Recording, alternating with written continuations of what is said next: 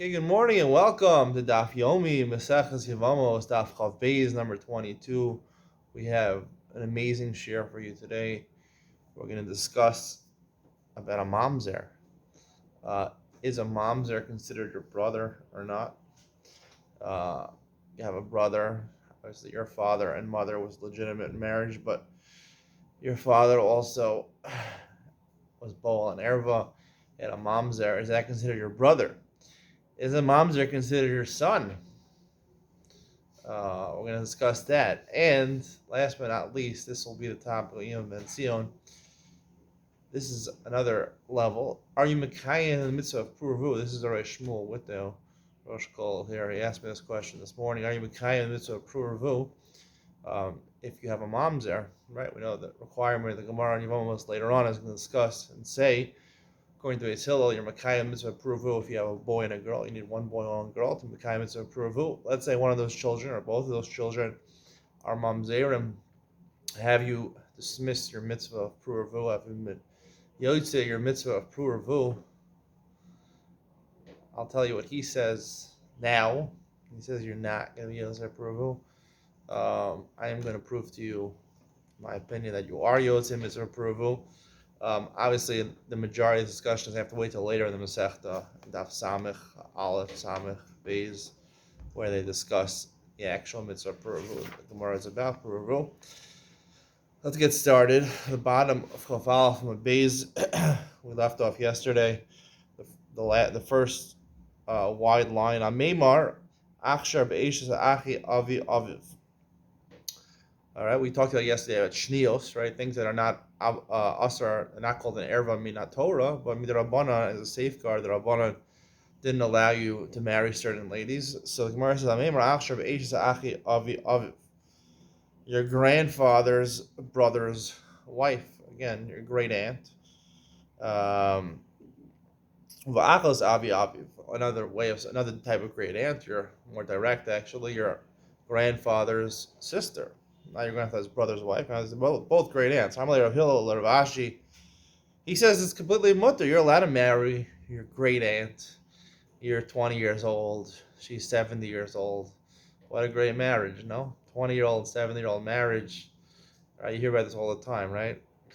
Actually, my next-door neighbor just married his great aunt, so thank God to our Maimar. Maimar allowed you to do it. I think we would pass him like this. It was a beautiful simcha. She was in a wheelchair. He was running around circles the wheelchair. He instead of her going around him 7 times, he went around her. She was in the wheelchair, so he went around her 7 times. This is not funny, but this is the case we're talking about. Amar Hill Rav Ashi. Hill says to Rav Ashi, "Li chazili shnios." I said to Rav Ashi, I saw shnios, Marbury the Ravna. I saw Marbury the Ravna listed among the Surim of shnios. So Ksivan Shitzri Lisura, there were 16 types of women that were usher. My love, what were those 16? 8 in our Brisa that we said yesterday. The Shista Berbichi and 6 of Rabbi Chia we're going to list on Chav Bezim and Aleph. We'll see in a second. And these 2, right? 2 types of great ants. Hashitzri must be, these are included in the 16. The Gemara says back, there should be 17. Like yesterday we discussed, your mother's brother has a wife. This is your aunt, but it's only a maternal aunt, meaning your mother and her brother only share a mother, not a father. The Bashin Lisur, we successfully answered. We successfully proven at the end that she's also an Arab. She's also she's considered a shnia. So that's 17. And where's the halokash? That's not a question. Top of Bezim Manal. The Hanach Tarti the Damiel Hadadi Kichad the these 2 great aunts, right? They're both your great aunts. Just one's your grandfather's sister, and one's your grandfather's brother's wife. It's like one. And you have 16. Then where I ask, how many makom lidi chazilan dechsivan lisura? He says, but actually they were written as 2. I saw in Marbury Ravna's count that they were written lisura. then they're counted as two. If you, it would Marbury the Ravna's personal account, it would have said these two ervas are mutter. I mean, have a samachalai. Would you have a line in it? The Marbury the Ravna michasim alai. What he didn't sign on it, so he didn't sign on it. He can't be proven that he actually wrote something down in his havamina, in his initial opinion, but he didn't actually finalize the opinion. He gave psak halacha. Hashda nami the kasli surah la Marbury the Ravna chasim alai. Even if it's written in surah, he didn't sign it. So what's the difference? Can't prove it. Anyway, you see, we paskin it's mutter, so it's mutter to marry your great aunt. I'm trying to think, great aunt. I don't have any. I don't have any grandparents alive now, so I can't marry. I'm also married. I mean, I can't marry my great aunt, so tough luck to me. But she's not alive anymore anyway. All right. Wait, maybe I don't have a great aunt alive. All right. We mentioned 6 cases of bichia considered shneos. What are those cases? Shlishi shevim no v'shevim bito. The third generation of your son and your daughter, right? We asked her, you obviously can't marry if your son has a son. If your son has a daughter, that's shneos. If your son has a son who has a daughter, or your son has a daughter, or you have a daughter who has a daughter who's a daughter, or a son who has a daughter, those two are shneos, 3 generations down. Also, let's say you're married to a woman, and she has a grandchild or a great-grandchild, a woman, right? Those are shneos, right? You're not going to marry a woman and her child, a woman and her grandchild. Also, shneos would be a woman and her great-grandchild. Ravi, what are the those are the 3rd and 4th cases. Ravi shebechama v'shechamoso. When it comes to your father-in-law and mother-in-law, right? When it goes to up, right? You're married to your wife, so you can't marry your mother-in-law, and you can't marry your mother-in-law's mother, and you can't marry your mother-in-law's mother's mother, right? Great grandmother of your wife, both from her father, and both from her mother. Those are the 5th and 5th and 6th cases. Shnia. Those are the 6 cases. When it comes to the last 2 cases, we're talking about the great-grandfather and great-grandmother of your wife, both from her father and her mother. It's 4 generations. We count, it says Ravi, we count the wife also, the actual one it starts from.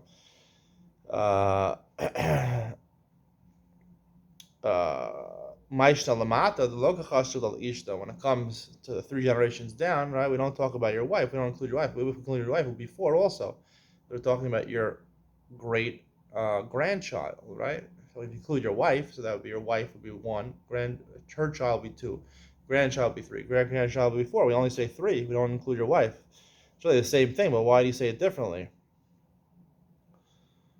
So the Gemara says, "Lamala di surah mikolach ishta kaasi."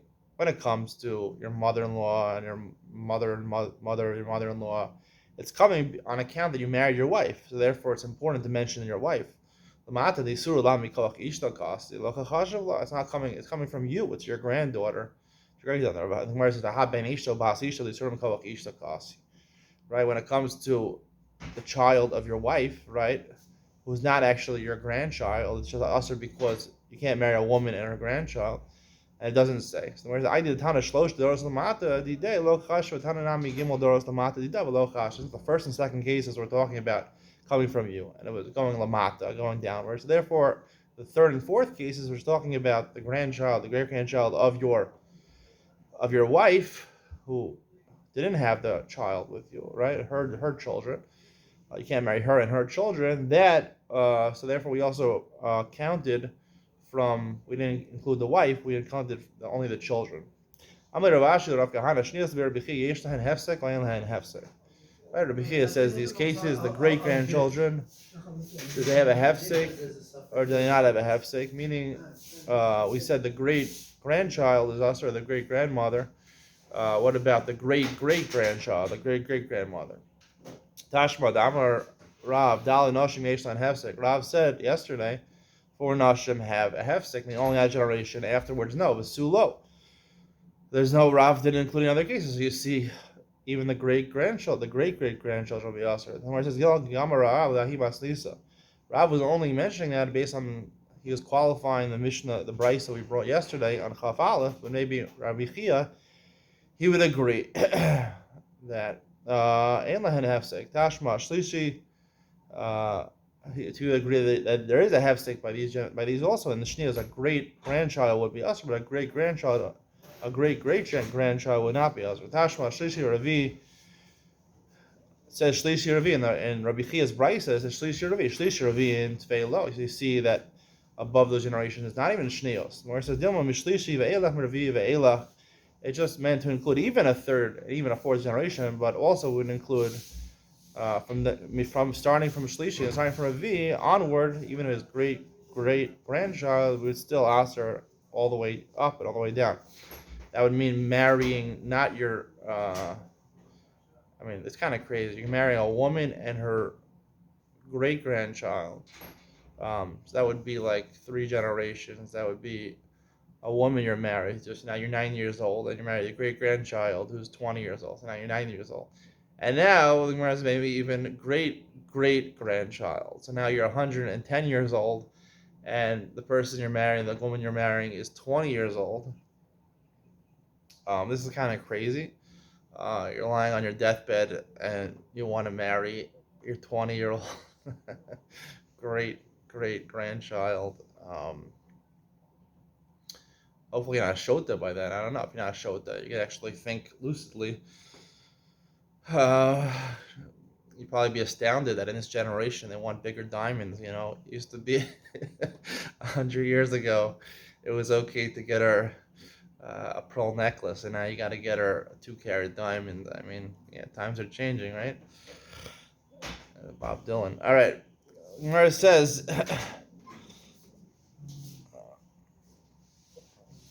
Amalei Rava, the Rav Nachman, Chazi Mar Haimer Rabbana Nasi Marava, Amar Bo Marava Gazu Shnias Begerim. They're talking about something else. Gazu Shnias Begerim, Lo Gazu Shnias Begerim. Gerim are talking about meaning converts, right? So a convert, when he converts, he's not allowed to marry, even if his mother converted also, right? He was born from his mother when he wasn't Jewish. Now they both converted. He can't marry his mother, even though we hold a Gershon is Gayer, a Katan Shanoladam. Once he is Megayer, he is like a newborn baby. He's not related at all to his previous familial connection, so it's not really his mother. So you can marry your mother because she's no relation to you halachically. Still, we say that midrabanan they asked her that. What about shnios? Shnios, right? All the 16 cases that we've been talking about until now, the 14 cases we've been talking until now, 15 cases. Are those also asr midrabanan when they go there also? Amalei hashtama erva gufa hilav shalayom rabban mikdusha chamor l'kedusha kala gazer rabbanan. The whole reason they asked her to marry your mother, the real arayos, is only because people shouldn't say, he must be more holy when he's an avodah zara, right? Then he can't marry them because arayos apply to non-Jews also. And when he converts, then doesn't all the arayos are paka? They all go away. So make a gzera d'rabbanan. Shnios mibai, so that they had to make a gzera on. But shnios, this time they wouldn't make a gzera on. Rav Nachman gerim holav asal liyadan. Once we're talking about gerim, name b'hom milsa. Let's say another halach about them. Achem and aim lo ya'idu. If you were brothers, you share the same mother as goyim, and then you both converted, so you can't convert. You can't testify together. Normally, brothers can't testify together because it's considered kurva, right? From Moshe and Aaron, they can't testify together. Because they're brothers and there's a relationship between them. Whatever, if there's a svar or not a svar, you're not allowed to testify with your brother.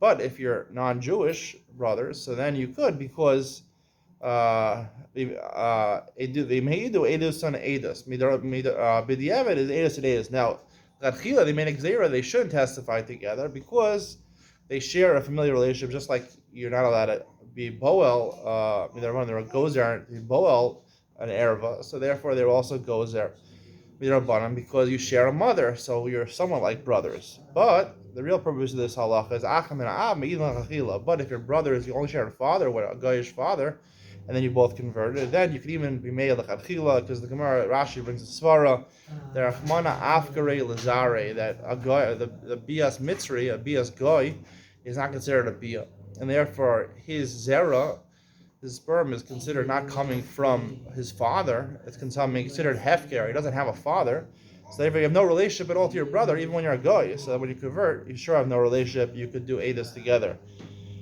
Amar Amemar argues, says even if you share a mother, you can Mishna arayas. Why by arayas there it goes there that you can't be boel your mother, you can't be boel your sister from that were non-Jewish sister that both converted. Erva l'chol masura. Erva is given over to everybody. People are makel on it. Eidos the beis din masura, but eidos, when you want to give forth eidos, you have to do it in front of a beis din, and the beis din will make sure that you don't come to do eidos that really is not allowed without raisa.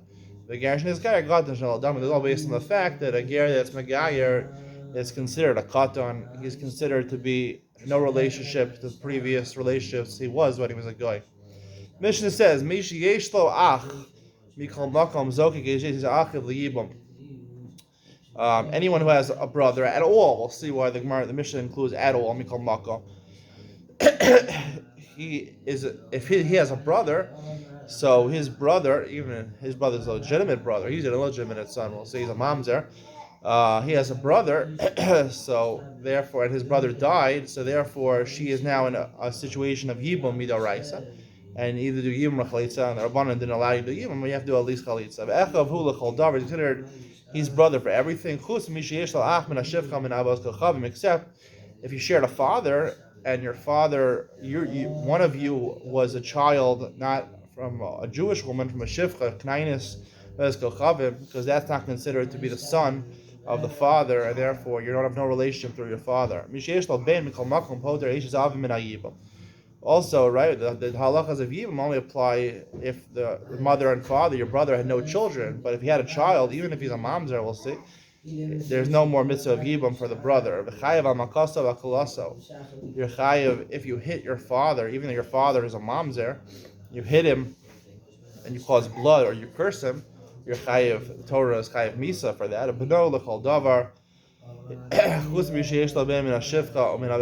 He's considered his son. A mamzer, a person who has a mamzer, is considered his son for everything except if it wasn't an erva, he had a child from a shifcha or an oves kechavim, a non-Jewish woman, then it's not considered. The Gemara says it's not considered your zera at all. Whereas mikol makom lasuyimai, what is mikol makom? The words at any kind coming to include. Amar Rabbi Yehuda lasuyim mamzer is coming to include a mamzer, an illegitimate child that you're over your bowl and erva pshita echavu. What's simple, of course. There's the mitzvah of yibum over. He is considered your brother. Mal the same a leil of achva achva the Yaakov. You might think you learn Gzera Shava of achva achva from Yaakov. Malhang sheirim. The brothers of Yaakov, they were kosher. They were legitimate marriage, lo psulin. Afkan sharing lo psulin. You might think by yibum also you have to have brothers kosher and not also mashmalan. Therefore, the Mishnah teaches that even is a mamzer. The Gemara says ema. Maybe you say it's true. You should learn from the achva of Yaakov. Has to be your brother in terms of halachically, meaning sheirim, it has to be kosher and apostle. The Gemara says yibam mifter nifter. Since we're going to see that if you have a child, your brother has a child, and the child's a mamzer, it patters. There's no mitzvah of yibam anymore. Miska kana mizaki. So therefore, the brother, the remaining brother, even though he's a mamzer, he is zokik. He makes sure that your deceased brother's wife is responsible to do in a situation of yibam if they do yibam or chalitza. The Gemara says, "Ve'echavu l'chol davar chav bezim and bezim on the top." L'may hilchasa. What is that coming to add? L'yorshel l'tamilo. That a brother who is a mamzer can inherit you. He inherits you. There's no one else to inherit you. L'tamilo, and you're matami for him. If he dies and you're a kohen, you're going matami him. You're going to Beis Hakvaros to bury him. The Gemara says, "Pshita echavu." He's your brother. When it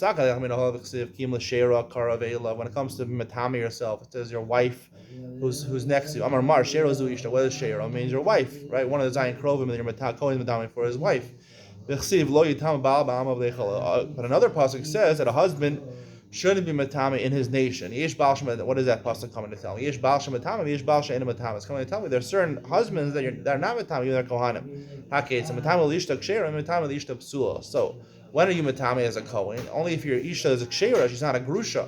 But if she's Psula, she's a Grusha, you're not allowed to be married to her, so then you are not matame for her. Hachanami matame hu la'ach kasher, matame la'ach pas, we should say also by brotherhood, also if he's a kasher, he's a mamzer, he's a apostle, you're not matame, kamash malan, that you still are matame. Ve'ema hachanami, may say it's true, you should learn from a wife. Whereas hasam lafuke kaima hacha echav, there, when it comes to a Kohen marrying a Grusha, you have to get rid of her, you always have to, based on kofa you, they force you to always constantly get rid of her, so there's no real relationship between the two of you. But here he's your brother. We'll discuss that in a second. What relationship he's your brother in the Imad Ben Sion. Except the brother, he's not a mamzer. He's not born from, let's say, being bol your sister or being bol your mother. He's someone from a non-Jewish or shivcha knainis. My time. I'm a kra isha v'det yelad. Now, when the pasuk Evan Ivri gets a shivcha knainis, we learn in Parsha Mishpatim.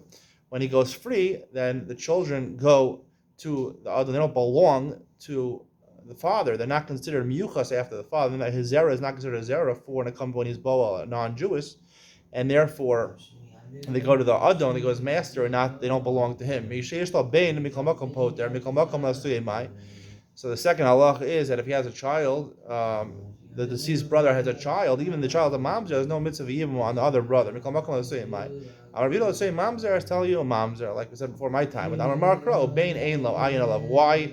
We established before that it's pasha that if he has a child, your deceased brother has a child, as a mamzer, it's considered your child. Maybe not. Whereas bein ein lo ayin alav, it says by yivum only if he doesn't have children. So then there's mitzvah of yivum. It says the word ein. It could have said the word an, like Gemara in Kiddushin says. That would mean the same thing. Why is it ein with a yud? It sounds like ayin alav. You should investigate the matter closely, even though it's not really a legitimate child. It's an illegitimate child. It's born through an isser. Still, it's considered your son. V'chayev al makoso. Your father's a mamzer, you're chayev for hitting him and causing him blood. Amai kari amai. The Gemara asks why. Kari kamanatzi ba'am kolosor. Just like you're not allowed to curse your father, you're also not allowed to curse the president. It says ba'amcha. Why does it say ba'amcha in your nation? But also ma'asamcha has to act like people of your nation. If he's doing averos, he's being bol arayo, so he's not keeping the Torah. So you're not responsible. You're allowed to curse him. The Gemara Rav Pinchas, Rav Papa, but also tshuva somewhere else. We said he's considered also ma'asamcha if he did tshuva. How can we should ask tshuva? We're talking about the father who was bol arayos, but now he did tshuva. Yeah, mom's there, but then he did tshuva. The Gemara is v'haybar tshuva. Is a pastor from the tshuva? What is the meaning of the pasuk? A crooked thing you can never fix. If you have the Gemara in Chagiga said we learned he is boel on erva and he has a mamzer. He can't fix that. He can't do tshuva. The Gemara says even though he can't do tshuva technically, he's still considered. The pasuk just qualifies in terms of being chayav for cursing or for hitting your father. It has to be osamai sa'amche. It has to be now doing the proper things, now acting like part of your nation, even though he can't rectify the mamzerus, but he could be considered ma'isa amcha, and therefore you can't curse him. Here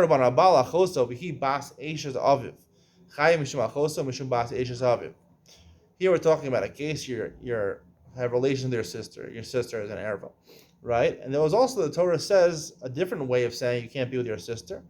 The daughter of Eishes Aviv, the daughter of your father's wife. Now, that means that you and your sister have different mothers, right? But you share a father. That's also your sister, your paternal sister. So if you're both your paternal sister, so the Rabbanan hold your chayiv two krisos. Rabbi Yossi ben Yehuda Omer eno chayiv el mishum achos, you only chayiv once. My time, my We're going to discuss according to Rabbi Yehuda what is the pasuk telling me. The second pasuk by Eish Aviv. My time, my Rabbanan. What's the reason of Rabbanan? Amri michti ksiv erbas achos bas avicha bas imcha erbas bas Eish avicha moledes avicha. Ksiv erbas achos bas avicha bas imecha erbas bas Eish avicha moledes avicha achos hi lamoli. It says your sister, if you share a father, share a mother. Why does that have to say Ervas Bas Ishes Avicha Mulas Avicha Choska Hi Lamoli? Shmamina, it's an extra pasuk. One pasuk's 10, and then the pasuk Yud Aleph says another way of saying your paternal sister. It's the same thing. Shmamina l'chayiv b'shmachot b'shmbas Ishes Aviv. For your paternal sister, you can be chayiv twice. Rabbi Yossi Rehuda Amar Kra Achos Chahi. It says Achos Chahi Mishum Achoso. The reason it says the extra words Achos Chahi Mishum Achoso Tam Chayivo. Even though it's a paternal sister, you're only chayiv Mishum your sister. V'yatam Chayiv Mishum Bas Eishes Aviv, and not because of the first your paternal sister. Rabbanan Hay Achos Chahi May Abdi. Like, what do they do? The extra words Achos Chahi. Mibayilu Chayiv Al Achoso Bas Aviv Bas Imo. Tell you if you share not just a paternal or maternal sister, but she's both paternal and maternal. She's your full sister. Because the Torah comes to teach you that even in order to get punished for something, the Torah has to warn first and then state the punishment. It never states in the Torah that you can't be Boel, your sister, who's a full sister. You share a father and a mother, a real sister, complete sister. Doesn't say that in the Torah. So that's why it says Achos Chahi to come to include even someone who's a full sister.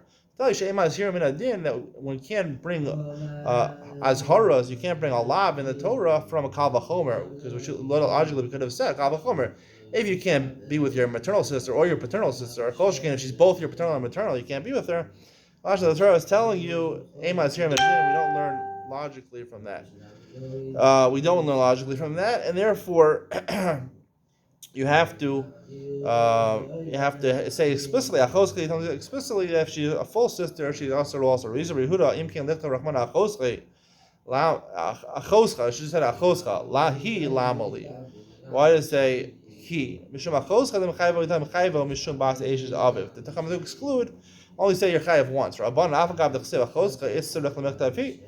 They say you need both. Shalot tomar ba'alma mashirim min adin. You need both to tell me that achoso, a full sister you're chayav for, and then he to tell me that the whole Torah also is just like that, and we don't give a law from a kal v'chomer. Why do you have to say achoscha? You should say he. Sometimes the Torah, even though it learns from a kal v'chomer, the Torah goes ahead and says it. Therefore it says he. Rabbi Yossi Yehuda imkein lichve rachmana la'achoscha he. B'idach kra. Rabbi Yossi, the reason he doesn't learn like the Rabbanan, because it should have said la'achoscha he in the original pasuk, in the pasuk where it's talking about the pasuk tet, not pasuk yud aleph. Rabbi Yossi, the fact that it says pasuk yud aleph is telling me that you're only chayav once, not twice. Why does it say it a second time? You're not chayav. Ishos la'avicha bar pras la'achosa mishivcha v'veskacham and ishos la'avicha bar. It has to be. It's coming to exclude us, even though she's your paternal sister, but it's your paternal sister from you share the same father, but the sister was born from a shivcha, the father being a shivcha or a non-Jew, so therefore she's not considered Rahmana Afkar Elazar is not considered to be your father's relationship, a father's daughter, and therefore there's no erva over there. Ema prasa chosa manusa. All right, we're going to stop here. That's going to be the conclusion of today's shir. Hopefully we can get the Iyam Ben Sion coming up right now, very soon. We're going to talk about whether you're Mekayim mitzvah of Pruvu with a mamzer, the difference between a blood relative and yichus in the Torah. Is there a difference between blood relative and yichus? Going to relate to Gerim also. You're not going to want to miss this. See you soon.